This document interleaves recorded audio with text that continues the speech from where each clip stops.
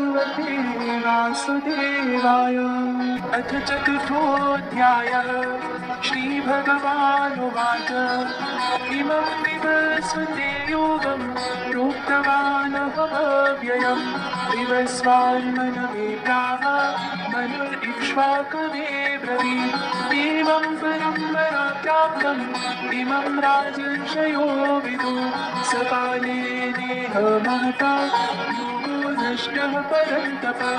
स एवायं मया तेद्य योगः प्रोक्तः पुरातनः। भक्तोऽसि मे सखा चेति रहस्यं एतदोत्तमम्। अर्जुन उवाच अपरं भवतो जन्म परं जन्म विवस्वतः। कथम् एतद्विजानीयाम् ममादौ प्रोक्तवानिति। श्रीभगवानुवाच बहूनि मे व्यतीतानि जन्मानि तव चार्जुन।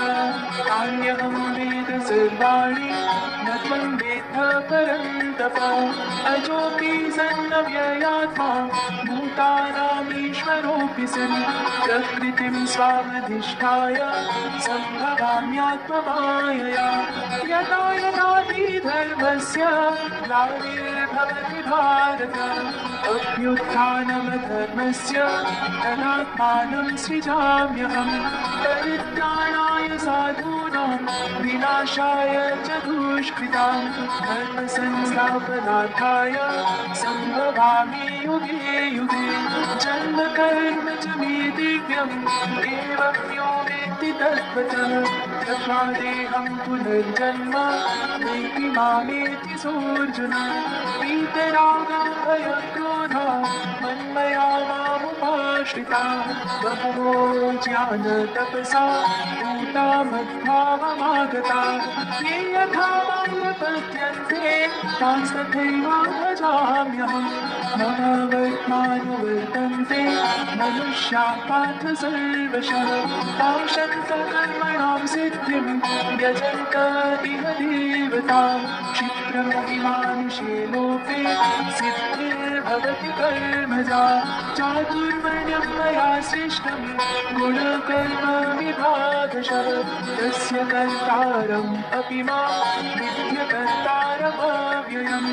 न मां कर्माणि लिम्पन्ति न मे कर्म फले स्पृहा। इति मां यो विजानाति कर्मभिर्न स बध्यते। एवं ज्ञात्वा कृतं कर्म पूर्वैरपि मुमुक्षुभिः। कुरु कर्मैव तस्मात् त्वं पूर्वैः पूर्वतरं कृतं। किं कर्म किमकर्मेति तव योऽप्यत्र मोहिताः। तत्ते कर्म प्रवक्ष्यामि यज्ञात्वा मोक्ष्यसे शुभात्। कर्मणो ह्यपि बोद्धव्यं बोद्धव्यं च विकर्मणः। अकर्मणश्च बोद्धव्यं गहना कर्मणो गतिः।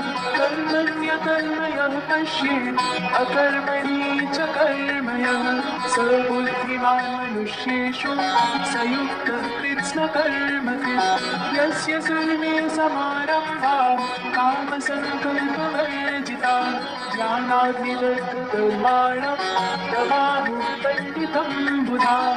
त्यक्त्वा कर्मफलासङ्गं नित्यतृप्तो निराश्रयः। कर्मण्यभिप्रवृत्तोऽपि नैव किञ्चित् करोति सः। निराशीर्यतचित्तात्मा त्यक्तसर्वपरिग्रहः। शारीरं केवलं कर्म कुर्वन्नाप्नोति किल्बिषम्। यत्रिच्छालाभसन्तुष्टो द्वन्द्वातीतो विवत्सरः। समसिद्धावसिद्धौ च कृत्वापि न निबध्यते। गतासक्तस्य मुक्तस्य ज्ञानावस्थितचेतसः। यज्ञायाचरतः कर्म समग्रं प्रविलीयते। ब्रह्मार्पणं ब्रह्महविः ब्रह्माग्नौ ब्रह्मणाहुतं। ब्रह्मैव तेन गन्तव्यं ब्रह्मकर्म समाधिना। दैवमेवापरे यज्ञं योगिनः पर्युपासते। ब्रह्माज्ञावपरे यज्ञं यज्ञेनैवोपजुह्वति। पजोपति श्रोत्रादीनेन्द्रियाण्यन्ये संयमाग्निषु जोपति शब्दादीन् विषयानन्य इन्द्रियाग्निषु जोपति सर्वाणीन्द्रियकर्माणि प्राणकर्माणि चापरे आत्मसंयमयोगाग्नौ जुह्वति ज्ञानदीपिते ब्रह्मयज्ञास्तपो यज्ञा योगयज्ञास्तथा परे स्वाध्यायज्ञानयज्ञाश्च यतयः संशितव्रता अपाने जुह्वति प्राणं प्राणे पानं तथा परे प्राणापानगतिरुद्ध्वा प्राणायामपरायणा अपरे नियताहारा प्राणान् प्राणेषु जुह्वति सर्वेऽप्येते यज्ञविदो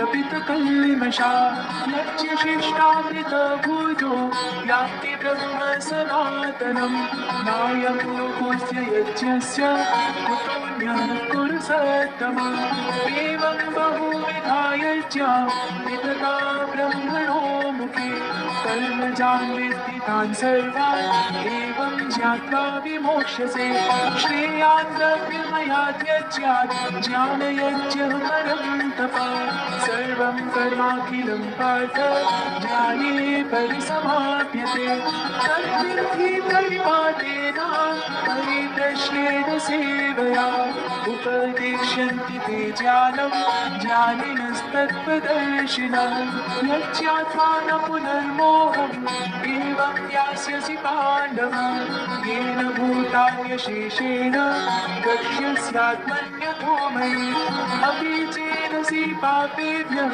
सर्वेभ्यः पापकृत्तमः सर्वं ज्ञानलभेनैव विजिनं सन्तरिष्यसि यथैधांसि समिद्धोऽग्निर्भस्मसात् कुरुते अर्जुन ज्ञानाग्निः सर्वकर्माणि भस्मसात् कुरुते तथा न हि ज्ञानेन सदृशं पवित्रं इह विद्यते तत्स्वयं योगसंसिद्ध कालेनात्मनि विन्दते श्रद्धावान् लभते ज्ञानं तत्परः संयतेन्द्रियः ज्ञानं लब्ध्वा परां शान्तिम् अचिरेणाधिगच्छति अच्युश्च श्रद्धधानश्च संशयात्मा विनश्यति नायं लोकोऽस्ति न परो न सुखं संशयात्मनः योगसन्न्यस्तकर्माणं ज्ञानसञ्छिन्न संशयम् आत्मवन्तं न कर्माणि